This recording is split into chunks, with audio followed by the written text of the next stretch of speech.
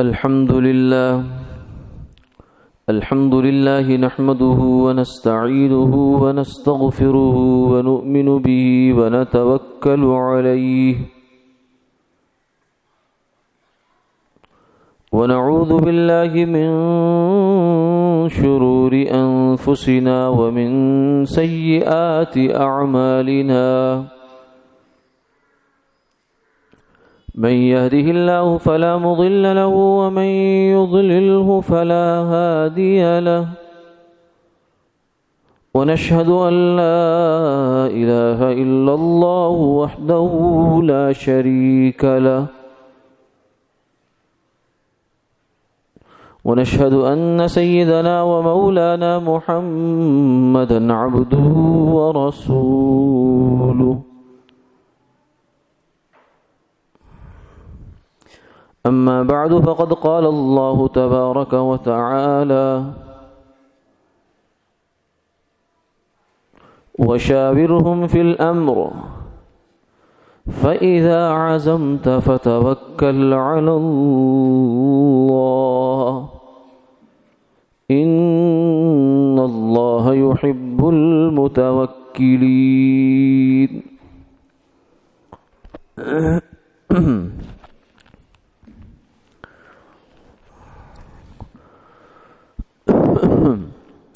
محترم و مکرم حاضرین و سامعین،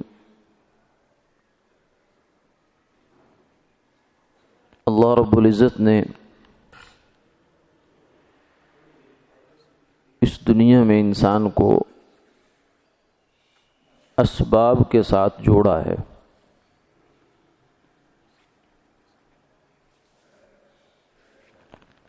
انسان کی طاقت اتنی نہیں رکھی کہ یہ براہ راست کام سر انجام دے سکے، بلکہ اگر دیکھا جائے تو انسان ایک اعتبار سے یہاں کی جتنی چیزیں ہیں ان میں سے کمزور ہے۔ خود اللہ نے فرمایا وَخُلِقَ الْإِنسَانُ ضَعِيفًا، انسان کمزور پیدا کیا گیا۔ جانوروں کے بچے ہوتے ہیں، وہ پیدا ہوتے ہی اپنے پاؤں پہ کھڑے ہو جاتے ہیں۔ بہت کم ایسا کوئی جانور ہے کہ جو بچے کو اتنی دیر تک سنبھالتا ہو جتنا انسان کا بچہ سنبھالا جاتا ہے۔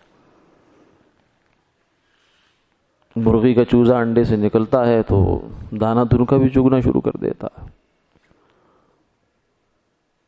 یہی حال باقی جانوروں کا بھی ہے، لیکن انسان جو ہے وہ بیچارہ ایک طویل عرصہ گزر جاتا ہے کہ وہ خود کفیل ہوتے ہوتے اس کو،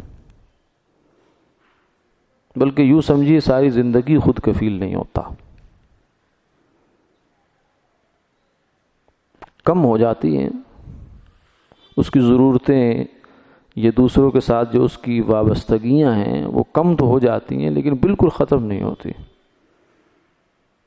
انسان بے نیاز نہیں ہو سکتا دوسرے انسانوں سے۔ بچپن میں ذرا زیادہ ضرورتیں متوجہ رہتی ہیں، کھانا پینا، لیٹنا، حتیٰ کہ کروٹ بدلنا، اور اپنی نجاست کپڑے صاف کرنا، یہ سب ایسی چیزیں بچپن میں جو دوسروں کے دست نگر ہوتا ہے انسان۔ اور پھر ایک وقت آتا ہے کہ دوبارہ ایسے ہی ہو جاتا ہے، بڑھاپا جب آتا ہے انسان کا تو زندگی جہاں سے جس حالت سے شروع ہوئی تھی اسی حالت پہ پلٹ کے واپس چلی جاتی ہے۔ منہا خلقناکم وفیہا نعیدکم، جہاں سے اس کو شروع کیا تھا وہیں پہ اس کو واپس پلٹا دیا۔ تو بیچ کا البتہ کچھ عرصہ ایسا ہوتا ہے کہ جہاں آدمی کو اللہ تعالیٰ پھر طاقت دینی شروع کر دیتے ہیں۔ پہلے بچپن آتا ہے، پھر لڑکپن آتا ہے، پھر جوانی آتی ہے۔ جوانی میں پھر جا کر وَلَمَّا بَلَغَ أَشُدَّهُ وَاسْتَوَى، طاقت میں آ جاتا ہے، اقتدار میں آ جاتا ہے۔ ایسے موقع پر جو ہے پھر کچھ لوگ ایسے ہوتے ہیں کہ جن کو حقیقت حال پر نظر ہوتی ہے، وہ یہ دیکھتے ہیں اور سمجھتے ہیں کہ ہماری حقیقت کیا تھی. ایک پانی کا قطرہ، اس پر کاریگر نے کاریگری کر دی کہ خوبصورت ایک صورت پیدا کر دی اس کے اندر سے. هو الذی یصورکم فی الارحام کیف یشاء، وہی ذات ہے جو تمہاری رحموں کے اندر جیسے چاہتا ہے صورتیں بناتا ہے. کسی کے ساتھ رنگ نہیں ملتا، روپ نہیں ملتا، شکل نہیں ملتی، کوئی ڈھنگ نہیں ملتا. ہزار لاکھ کروڑ چہرے ایک جگہ اکٹھے کر لیں تو آپس میں کوئی ان کی وہ نہیں ہے، مماثلت نہیں ہوگی. ہر چہرہ الگ چہرہ ہے، ہر انسان کا مزاج الگ ہی مزاج ہے، یہ بھی اس کی کاریگری ہے. تو آدمی یہ سوچتا ہے کہ میری حقیقت تو ایک پانی کا قطرہ ہے، اور وہ بھی ایسا قطرہ کہ جب کپڑے پہ لگ جائے تو جب تک اس کو دھو نہ لیں کپڑے کو چین نہیں آتا، طبیعت بوجھل ہو جاتی ہے، طبیعت میں انقباض آ جاتا ہے. اگر کسی کو پتہ چل جائے کہ اس کپڑے میں وہ قطرہ لگا ہوا ہے تو اس کو قریب رکھنے کو دل نہیں چاہتا، ایسی کراہت ہوتی ہے اس سے. لیکن اسی سے انسان کو خدا بناتا ہے.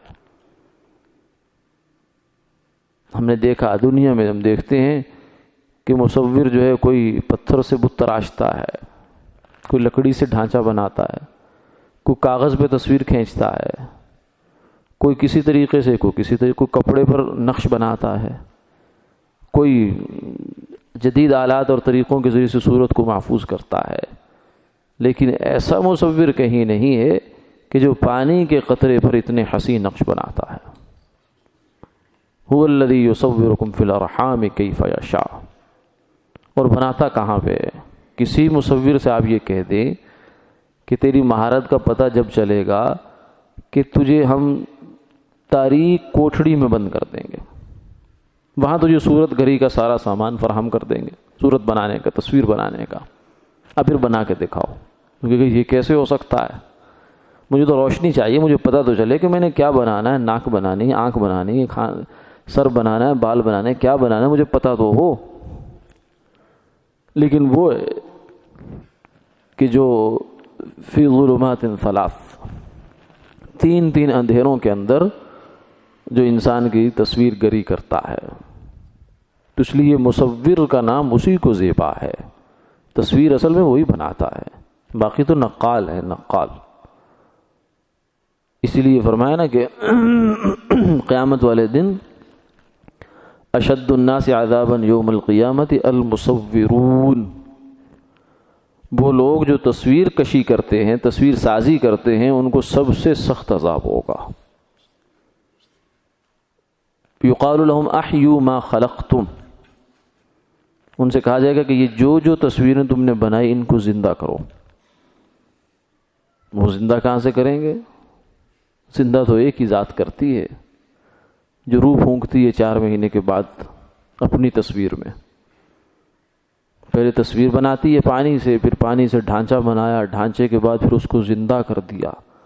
وہ ایک انسان بن جاتا ہے، وہ ایک شعور والی ذات بن جاتا ہے. وہ اتنا ذی شعور ہو جاتا ہے کہ وہ کسی اور کو اپنے سے زیادہ ماننے کے لیے تیار نہیں ہوتا. یہ اس کی کاریگری ہے. تو اللہ فرمائیں گے احیوا ما خلقتم، تم نے جو مقابلہ کیا، میرے مقابلے میں تصویریں بنائی ہیں، ذرا ان کو زندہ تو کر کے دکھاؤ. لیکن وہ نہیں کر سکیں گے. پھر اللہ کا ان پر عتاب ہوگا، غصہ ہوگا.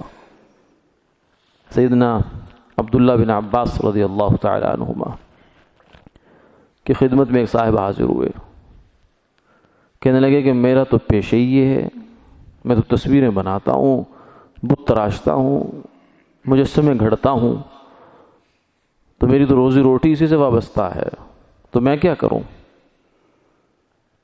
عبداللہ بن عباس رضی اللہ عنہ فرمایا کہ بھائی یہ کام تو ٹھیک نہیں ہے، حضور نے اس سے منع فرما دیا. بھلے تیری روزی روٹی ہے تو یہ تیرا مسئلہ ہے کہ تو نے کیوں اپنی روزی روٹی کو کسی غلط ذریعے سے وابستہ کر لیا. اللہ نے تو تجھے پابند نہیں کیا تھا، تو نے خود راستہ چنا ہے، غلط راستہ چنا ہے، اب اس کو تو بھگت. لیکن اس کی گنجائش نہیں ہے. فرمایا ہاں یہ کر سکتا ہوں، تجھے یہ کر لے تو کہ غیر جاندار کی تصویر بنا لیا کر، درخت کی بنا لے، پہاڑ کی بنا لے، پتھر کی بنا لے، جو جاندار نہیں ہے، کسی جانور کی یا انسان کی تصویر نہ بنایا کر، اس بات کی تجھے گنجائش ہے۔ تو مصور جو ہے وہ اللہ کی ذات ہے۔ سرکار دو عالم صلی اللہ علیہ وسلم گھر میں تشریف لائے تو سیدہ عائشہ رضی اللہ تعالی آپ کے چہرے کا رنگ متغیر ہو گیا۔ سیدہ عائشہ رضی اللہ تعالیٰ عنہ فرماتی ہیں کہ میں نے جب دیکھا تو مجھے بہت فکر لاحق ہوئی، اور میں نے کہا کہ میں ہر اس چیز سے معافی مانگتی ہوں جو اللہ کے رسول کو ناراض کرتی ہے، مجھے بتائیے تو صحیح ہوا کیا ہے۔ تو آپ نے اسے ایک دیوار پر پردہ لٹکا ہوا تھا جس کے اندر تصویر بنی ہوئی تھی، آپ نے اس کی طرف اشارہ فرمایا اور پھر اس کو کاٹ دیا، پھاڑ دیا اس کو۔ تو اس لیے تصویر سازی اسلام میں منع ہے۔ ہاں جو مجبوری ہے، جیسے گورنمنٹ نے مجبوریاں لگا رکھی ہیں ہمارے ساتھ، شناختی کارڈ ہے، پاسپورٹ ہے، تو ہماری مجبوری ہے، لیکن گورنمنٹ کے لیے کوئی مجبوری نہیں ہے، وہ چاہے تو اس کو سسٹم کو دوسرے پر بھی لے جا سکتی ہے۔ شناخت کا کوئی ذریعہ صرف تصویر ہی نہیں ہوتی، اصل شناخت تو فنگر پرنٹ سے ہوتی ہے، تو وہ خواہ مخواہ کچھ چیزیں لازمی کر دی جاتی ہیں، حالانکہ ان کی اتنی ضرورت نہیں ہوتی۔ بہرحال یہ ایک الگ موضوع ہے، بلا ضرورت اس سے بچنا چاہیے۔ تصویر بنانے سے، اپنی تصویریں بنانے سے یا دوسروں کی جانداروں کی تصویریں بنانے سے بچنا چاہیے۔ جب منع کر دیا شریعت نے تو اسی میں خیر ہے، کوئی مجبوری ہو تو ایک الگ بات ہے، بلا ضرورت بچنا چاہیے۔ اور پھر بعض دفعہ ہم تصویریں محفوظ کر لیتے ہیں، اپنی پرانے ایونٹس کی جو تصویریں ہمارے پاس ہوتی ہیں، شادی کی تصویر، جوانی کی تصویر، بچپن کی تصویر۔ ہمارے ایک بزرگ فرمانے لگے، استاد صاحب فرمانے لگے کہ اگر بڑھاپے میں جا کے ہم نے بچپن کی تصویر دیکھ بھی لی تو اس سے کیا فرق پڑے گا؟ کیا بچپن لوٹ آئے گا؟ کیا جوانی واپس آ جائے گی؟ نہیں، بابا غلام رسول ہی رہے گا، وہ اب جوان نہیں ہو سکتا۔ جو اس کا جس عمر کے جس حصے میں پہنچ گیا وہ وہی رہے گا۔ آدمی کو اسی حصے میں راضی رہنا چاہیے جہاں اس کو اللہ نے رکھا ہے، اسی پر قانع ہو جانا چاہیے، قناعت اور صبر و شکر کرنا چاہیے۔ تو آج کی نشست کا جو موضوع تھا وہ یہ تھا کہ زندگی کے اندر آدمی اگرچہ ہم اسباب کے ساتھ جڑے ہوئے ہیں، گرچہ تو زندان یہ اسباب ہے، قلب کو لیکن ذرا آزاد رکھ۔ یہ ہے موضوع کہ سبب اللہ نے پیدا کیا ہے، اللہ نے ہی سب کچھ بنایا ہے، اسی نے حکم دیا ہے کہ تمہیں اگر رزق چاہیے، پیٹ اس نے لگا دیا، پیٹ کے ساتھ اس نے یہ بھی بتا دیا کہ اس کے اندر روٹی جائے گی، اس کے اندر کھانا جائے گا، اور کھانے کا کمانے کا راستہ یہ ہے، زمین میں غلہ اگاؤ، یہ بیج ہے، یہ حل ہے، یہ فلاں چیز ہے، اسے اگے گا غلہ، اور یہ بازار ہے، یہاں لے جاؤ، جا کے بیچو، بیچ کر تجارت کرو، حلال نفع کماؤ۔ اس نے بتایا، اسباب بھی اسی نے بنائے، اور اس اسباب کو استعمال کرنے کا ہمیں راستہ اور طریقہ جو ہے وہ بھی وہی بتا رہا ہے، سمجھا رہا ہے۔ لیکن ساتھ ساتھ وہ یہ کہہ رہا ہے کہ ان اسباب پر اعتماد نہیں کرنا تم نے، یعنی سبب کو رب نہیں بنانا، بس یہ ہے، سبب کو سبب رکھنا ہے۔ سبب کیا ہے؟ ذریعہ، واسطہ، راستہ، منزل نہیں ہے۔ سبب ایک ذریعہ ہوتا ہے، سبب کسی چیز تک پہنچنے کا راستہ ہوتا ہے، منزل نہیں ہوتا، منزل اللہ ہے۔ اصل مقصود انسان کی زندگی کا، مسلمان کی زندگی کا جو ہے وہ اللہ کی ذات ہے۔ جہاں پر سبب اس کے حکم کے مطابق آ گیا وہ سبب ہم اختیار کریں گے، وہ اصل میں اس کا سبب نہیں ہے، وہ اللہ کا حکم ہی ہے۔ اس نے کہا کہ روزی کماؤ، جاؤ بازار میں جاؤ، تجارت کرو، ملازمت کرو، صنعت و حرفت اختیار کرو، زراعت اختیار کرو، جو بھی کمانے کے اچھے ذرائع ہیں وہ سب اختیار کرو، لیکن ان کو رزاق نہیں سمجھنا۔ کاروبار ایک بہانہ ہے، دینے والی ذات اللہ کی ہے، وہ کبھی چھپا کے دیتے ہیں، کبھی دکھا کے دیتے ہیں، کبھی ہنسا کے دیتے ہیں، کبھی رلا کے دیتے ہیں، یہ ان کے اپنے کام ہیں۔ کبھی کسی طریقے سے کبھی کسی طریقے سے، لیکن دینے والی ذات وہی۔ ان اللہ هو الرزاق ذو القوۃ المتین، اللہ ہی ہے جو روزی دینے والا ہے اور بہت قوت کا مالک ہے، بہت مضبوط ہے وہ اس کا قدرت اور اس کا نظام۔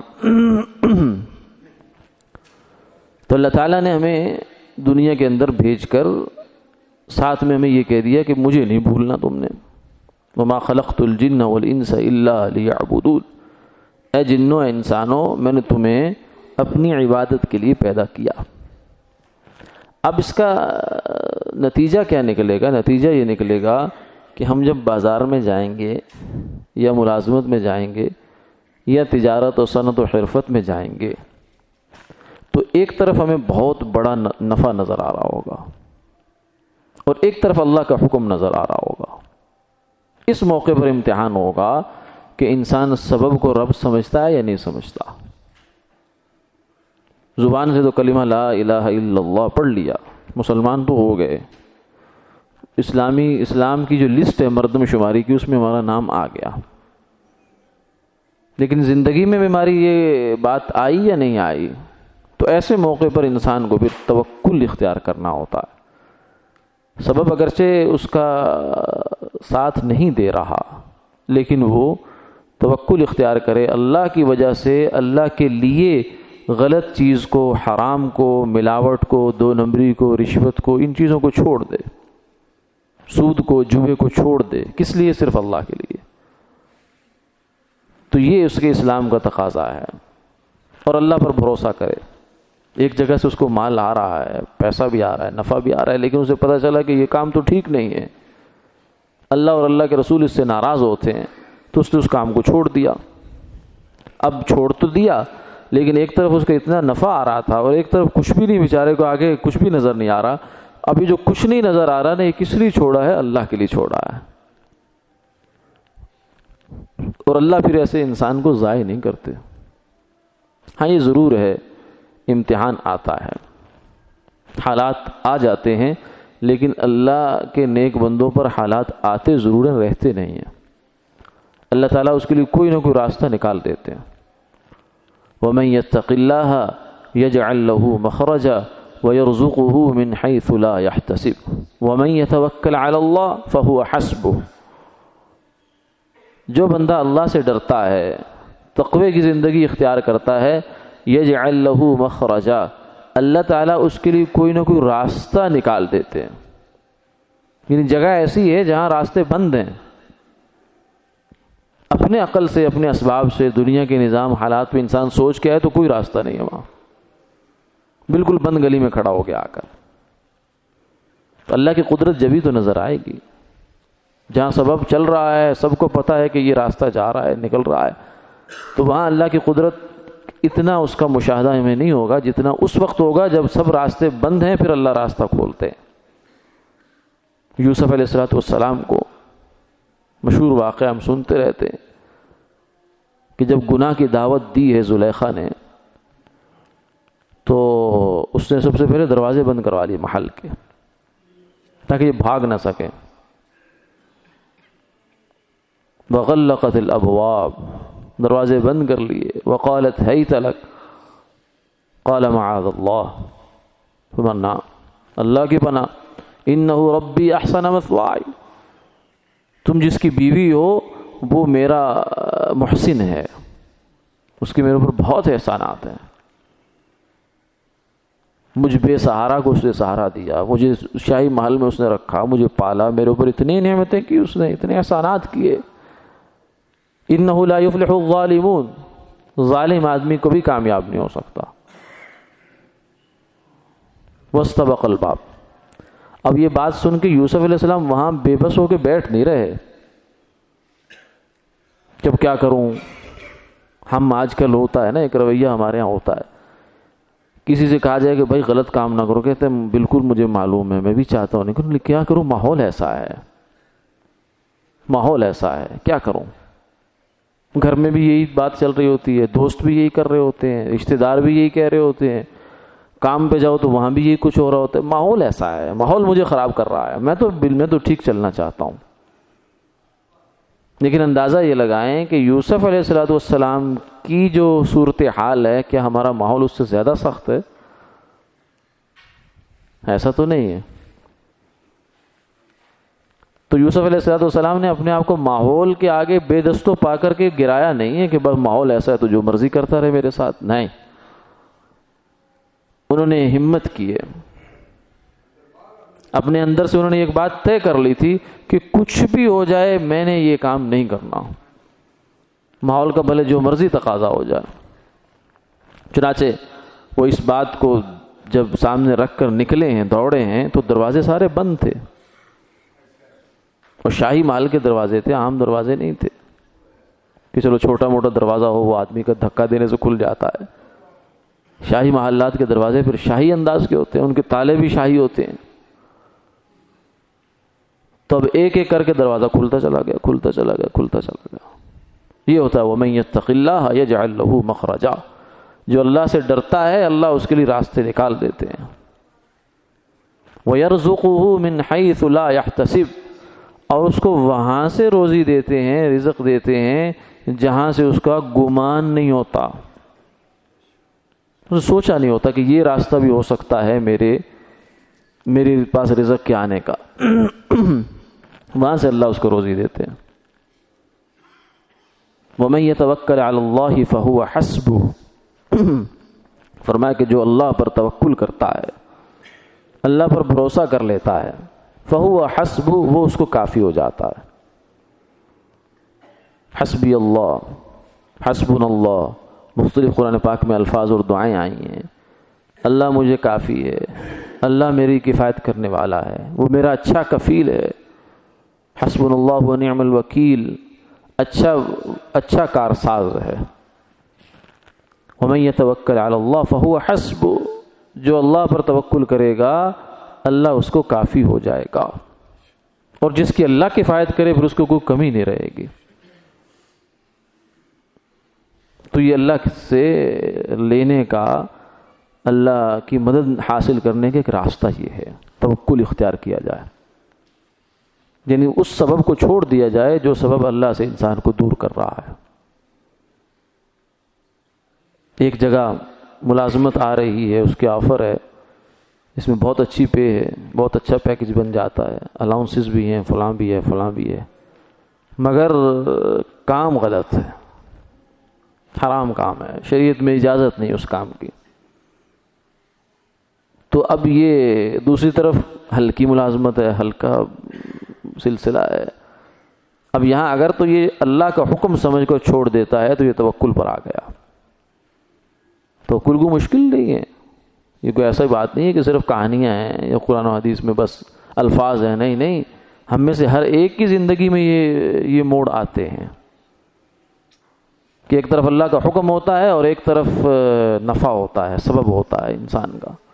تو اس موقع پر اگر وہ اس نے اللہ کے حکم کو ترجیح دی لئی اور اس نے باقی چیزوں کو چھوڑ دیا تو یہ توکل کر رہا ہے، اللہ اس کو ضائع نہیں کریں گے، اس کی تھوڑی میں زیادہ کر دیں گے اس کو۔ پیسوں سے کام نہیں بنتے، پیسے زیادہ ہونے سے زندگی پرسکون نہیں ہوتی، زندگی کے پرسکون ہونے کے اور ہی کوئی فارمولے ہوتے ہیں۔ اگر پیسوں کے زیادہ ہونے سے زندگی پرسکون ہو جائے تو جتنے بھی ترقی یافتہ ممالک ہیں ہمارے دنیا میں اس وقت، وہ خودکشی کبھی نہ کرے کوئی آدمی، لیکن کرتے ہیں، دھڑا دھڑ کرتے ہیں۔ دنیا کی کس چیز کی کمی ہے ان کے پاس؟ کسی چیز کی کمی نہیں۔ انہوں نے ممکنہ حد تک جتنا انسان اس دنیا کو اچھا کر سکتا ہے وہ کر لیا ہے انہوں نے۔ وہ کہتے ہیں کہ ہم نے تہذیب کی چوٹی سر کر لی ہے، لیکن پھر بھی مرتے ہیں، خودکشیاں کرتے ہیں۔ تو اس لیے پیسہ سکون نہیں دیتا انسان کو، نہ پیسے سے زندگی اچھی ہوتی ہے۔ پیسہ ایک ضرورت ہے، مقصد حیات نہیں ہے، مقصد حیات اللہ ہے۔ تو اپنے مقصد کے لیے ضرورت کو قربان کیا جاتا ہے۔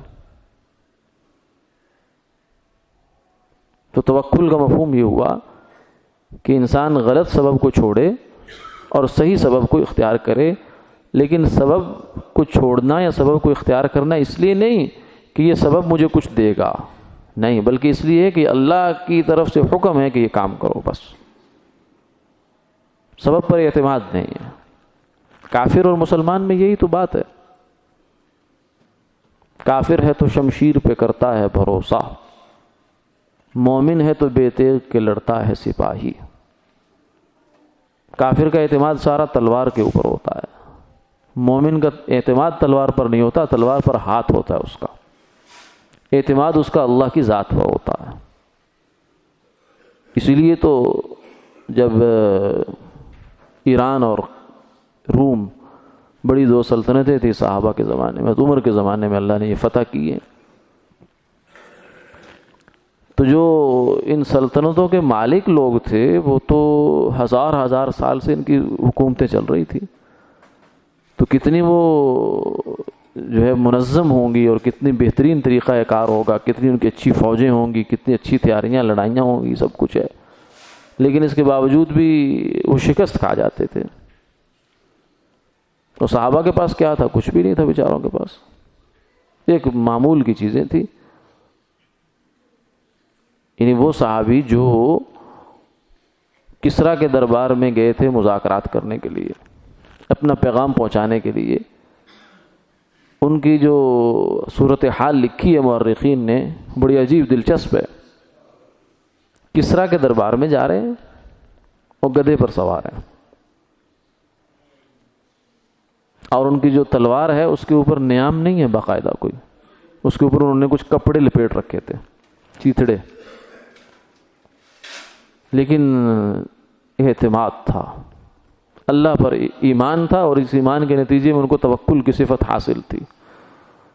وہ ڈرے نہیں ہیں، روب میں نہیں آئے۔ آج مسلمان کافر سے کیوں مرعوب ہو جاتا ہے؟ کیونکہ اس کا اپنا اندر خالی ہے، اپنے اندر خالی ہے۔ خانہ خالی را دیو میں گیرت، جو گھر خالی ہوتا ہے وہاں جنات کا قبضہ ہو جاتا ہے۔ تو ہمارے دل کے اندر اگر ایمان نہیں ہے، اللہ پر اعتماد نہیں ہے، اللہ کی یاد نہیں ہے، تو نتیجہ یہ ہوگا کہ ہم کافروں سے ڈریں گے، اور کافروں کی چیزیں دیکھ کر ہمارے منہ میں رال بھی ٹپکے گی، اور ہم یہ بھی کہیں گے وہ بڑی دنیا کما کے ہم پیچھے رہ گئے۔ لیکن صحابہ کو ایسا کچھ نہیں ہوا، کیونکہ انہوں نے حضور کی تربیت میں رہ کر ایمان حاصل کیا، دین حاصل کیا، اللہ پر اعتماد حاصل کیا، اپنے دل کو اللہ کی یاد سے منور کر لیا، اس لیے ان کو یہ چیزیں پریشان نہیں کیا انہوں نے۔ کسریٰ کا دربار، آج ہمیں تو کسی ایم پی اے کے پاس جانا ہو تو ہم 10 دفعہ اپنا بوٹ دیکھتے ہیں، پھر اپنے چیزیں بھی دیکھتے ہیں، پھر یہ بھی دیکھتے ہیں، پھر وہ بھی دیکھتے ہیں، لک کیسی لگ رہی ہے، صحیح لگ رہا ہوں نہیں لگ رہا ہوں، 10 دفعہ دیکھتے ہیں۔ وہ کسریٰ کے دربار میں جا رہے ہیں، گدھے پر سوار ہیں، اور چلتے گئے چلتے گئے چلتے گئے، حتیٰ کہ گدھا جا کر اس کے تخت کے ساتھ لگا دیا، اور وہاں وہ بڑے بڑے تکیے رکھے ہوئے تھے ان کے، اس کے ساتھ گدھے کی رسی باندھ دی، اور پھر وہاں سے تلوار ٹیکتے ٹیکتے ٹیکتے اس کے پاس جا کر پہنچ گئے، بالکل قریب جا کے بیٹھ گئے۔ اس کے درباری جو تھے وہ حیران تھے کہ یہ کون آدمی ہے، ہمیں تو یہاں اونچی سانس جو ہے نا، زور سے سانس لینے کی اجازت نہیں ہے، ہمت نہیں ہے ہماری، اور یہ ایسا آدمی ہے کیونکہ اس کے دل میں ایمان تھا۔ تو کسریٰ نے اس کو یہ کہا، صحابی کو یہ کہا کہ تم لوگ کیوں آئے ہو؟ مجھے لگتا ہے کہ تمہیں شاید غلے کی کمی ہے، تم عرب میں رہتے ہو، وہاں غلہ نہیں ہوتا، بارشیں کم ہوتی ہیں، تو اگر کچھ دانے وانے کی کمی ہے تو بتاؤ، ہم تمہیں بہت کچھ دے دیں گے، تم واپس چلے جاؤ۔ کہ تو کس بھول میں ہے؟ اللہ ابتعثنا، خود نہیں آئے، کسی نے بھیجا ہے ہمیں۔ کیوں آئے ہیں؟ لنخرج العباد من عبادت العباد الى عبادت رب العباد، اس لیے آئے ہیں کہ انسان کو انسان کی غلامی سے نکال کر اللہ کی غلامی میں داخل کر دے۔ یہ جو تم نے پورے ملک کو اپنا غلام بنا رکھا ہے، تمہاری عیاشیاں ہیں، تم ٹیکس لگاتے ہو قوم پر، عوام پر، پھر ان کو بیل اور گدھے کی طرح کولو میں جوت کر ان سے نچوڑتے ہو، پھر اپنی عیاشیاں کرتے ہو۔ یہ نہیں ہوگا، وہ لوگوں کو تمہاری غلامی سے نکال کر اللہ کی غلامی میں لے جائیں گے۔ وَمِن جَوْرِ الْأَدْيَانِ إِلَىٰ عَدْلِ الْإِسْلَامِ، اور دنیا کے جتنے ادیان ہیں، مذہب ہیں جن کے اندر ظلم ہے، اس سے نکال کر اسلام کے عدل میں لائیں گے ہم، اس لیے آئے ہم، ہمیں ملک مال یہ نہیں چاہیے۔ تو یہ مسلمان کی شان تو یہ ہوتی ہے. اور کہا کہ بات اگر تمہیں بات سمجھ میں آ گئی ہے تو ٹھیک ہے، اگر سمجھ میں نہیں آئی تو پھر کل میدان جنگ میں سمجھ آئے گی. مسلمان یہ ہے. مسلمان اس دنیا میں دنیا بنانے کے لیے نہیں آیا، مسلمان اللہ کو راضی کرنے آتا ہے. اس کے ساتھ جتنی دنیا بنانی ہے بن جاتی ہے، اللہ اچھی بناتے ہیں اس کی. صحابہ کو اللہ نے بھی دنیا دی نا. کسرا کا اتنا بڑا اس کی ہیرے جواہرات کا ڈھیر مسجد نبوی میں لگا تھا کہ ایک طرف کا کھڑا آدمی دوسری طرف نظر نہیں آتا تھا. یعنی ہمارے آج کی حکومتوں نے خواب میں بھی اتنا خزانہ نہیں سوچا ہوگا. صحابہ کے قدموں میں آیا. اسی جنگ میں جو ہے ایک صاحب کا واقعہ بڑا دلچسپ ہے کہ کسرا کا ایک تاج تھا بہت بڑا، اتنا بڑا تھا کہ وہ سر پر لے کر بیٹھ نہیں سکتا تھا. اس کو وہ اوپر چھت کے اندر اس کو کھونڈوں میں لٹکایا ہوا تھا. وہ نیچے سے اپنا سر گھساتا تھا اس کے اندر اور بیٹھ جاتا تھا، کیونکہ اتنا بھاری تاج جو تھا وہ سونے کا، ہیرے جواہرات اس پر لگے ہوئے تھے سارے. اتنا بھاری تھا، وزنی تھا وہ. تو جب انسان نبوت کی اور شریعت کی اور اللہ کی بتائی ہوئی سادگی سے ہٹ جاتا ہے نا، پھر ایسی مصیبتوں میں گرفتار ہو جاتا ہے. یہ پروٹوکول ہوتے تھے ان کے یہاں. پروٹوکول پر بے تحاشا خرچے ہو رہے ہیں، یہ ہو رہا ہے وہ ہو رہا ہے، اور آ کہاں سے رہا ہے؟ عوام کو نچوڑ رہا جا رہا ہے. بھاری بھاری ٹیکس لگا کر ان پر اپنی عیاشیاں کیے جا رہی ہیں، اور وہ عوام جو ہے وہ بیچاری پیسے دے رہی ہے ان کو. نہ ان کو دین کی فکر ہونے دیتے تھے، نہ دنیا کی فکر ہونے دیتے تھے ان کو. تو خیر جب وہ جنگ ہوئی تو وہ تاج بھی مال غنیمت کے اندر آیا. کسرا کا محل سارا تاخت و تاراج ہوا. تو اس میں جب وہ مال غنیمت ایک جگہ اکٹھا ہو رہا تھا تو جنگ کے بعد اصول ہوتا تھا کہ مال غنیمت کو سارا ایک جگہ اکٹھا کیا جاتا تھا. یہ لوٹ نہیں ہوتی تھی. کچھ لوگ مال غنیمت کو لوٹ کہتے ہیں، یہ بیچاروں کی نادانی ہے، ناواقفیت ہوتی ہے.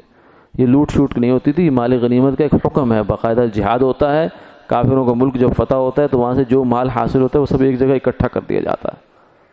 پھر اس کے بعد اس میں سے ایک حصہ، پانچواں حصہ جو ہے نا، وہ جو اللہ اور اللہ کے رسول یعنی دین کے جو مصارف ہیں اس کے اندر لگتا ہے، اور باقی 4 حصے جو ہیں وہ مجاہدین میں پھر تقسیم ہو جاتے ہیں. اس کے اپنا ایک اصول ہوتا ہے. یہ نہیں ہے کہ جو چیز جس کے ہاتھ لگی بس اس کی ہو گئی، ایسا نہیں ہے. جی شریعت کا کوئی حکم بھی الل ٹپ نہیں ہے. ہر چیز کے طریقے، اصول، ضابطے ہیں اس کے پیچھے. تو خیر وہ جب مال جمع ہو رہا تھا تو وہ کسرا کا تاج جو ہے وہ ابھی تک نہیں پہنچا تھا. تو ایک صاحب آئے اور انہوں نے منہ پر کپڑا لپیٹا ہوا تھا، اور آ کر انہوں نے تاج ایسے ڈھیر پر پھینک دیا اور پھینک کر واپس چل دیے. تو وہ جو وہاں ذمہ دار آدمی کھڑے ہوئے تھے تو انہوں نے کہا بھائی کون ہو تم؟ اپنا نام ہی بتاتے جاؤ. اس نے کہا جس کے لیے کیا ہے وہ میرا نام جانتا ہے. یہ ہے مسلمان. مسلمان کی مال پہ رال نہیں ٹپکتی. وہ کیوں کر رہا ہے؟ اس لیے کر رہا ہے کہ اللہ مجھ سے راضی ہو جائے. یہ دنیا کا مال کیا ہے؟ تو اس لیے حلال حرام میں، غلط صحیح میں، تھوڑے نفع میں، زیادہ نفع میں اگر تعارض آ جاتا ہے، آپس میں کلیش آ جاتا ہے، تو ایسے موقع پر پھر توکل کا تقاضا یہ ہے، اللہ کے حکم کا تقاضا یہ ہے کہ انسان حکم کو ترجیح دے اور اس نفع کو چھوڑ دے. پھر جب یہ کرتا ہے تو اللہ تعالیٰ پھر اس انسان کے اس قربانی کو ضائع نہیں کرتے. اللہ تعالیٰ اس کو اس کا صلہ دیتے ہیں. اللہ تعالیٰ عمل کی توفیق عطا فرمائے. آمین آمین یا رب العالمین.